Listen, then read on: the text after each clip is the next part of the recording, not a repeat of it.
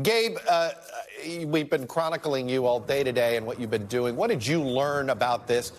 Who's coming to the border? Because it is not what people may assume. I know I read earlier there's a slew of Cubans coming to the border, a slew of Haitians coming to the border. Who did you see?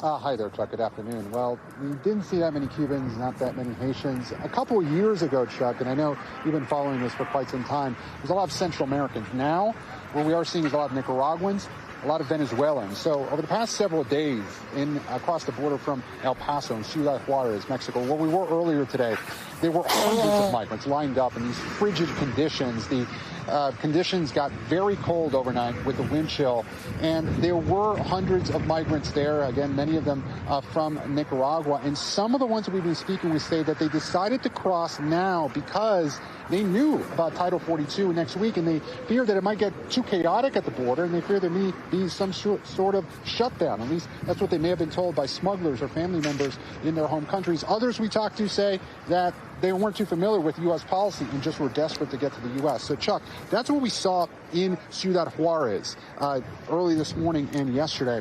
Behind me, this is El Paso, and this is right by one of the main shelters here.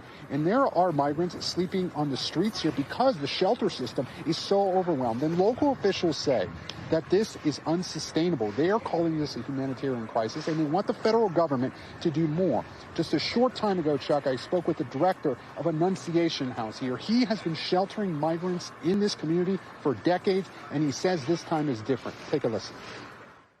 If and when Title 42 is lifted, what do you expect to happen? I would imagine that the numbers will double, possibly triple. It is painful to not be able to respond to the numbers that are coming. When this facility gets full, they're still going to come to the door and say, can you give me a place to stay?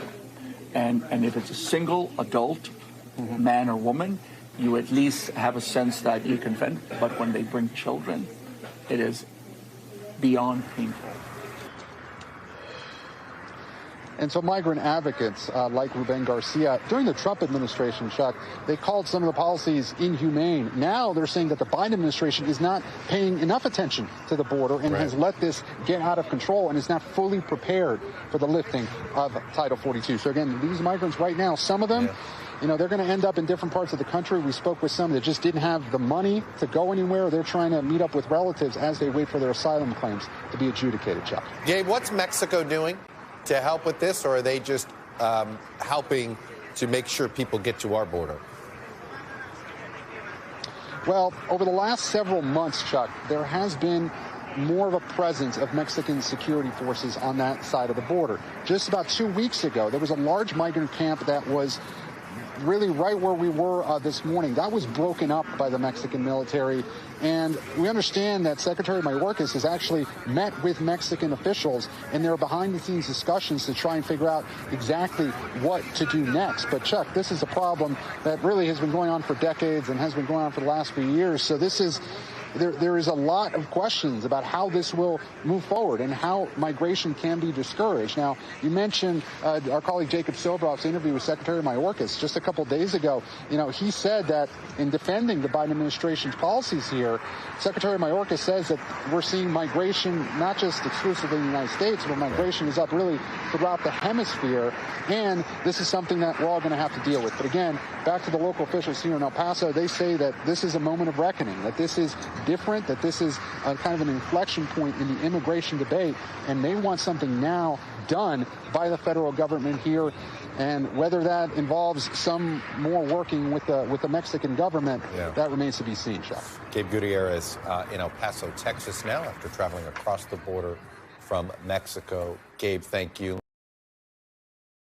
Thanks for watching our YouTube channel. Follow today's top stories and breaking news by downloading the NBC News app.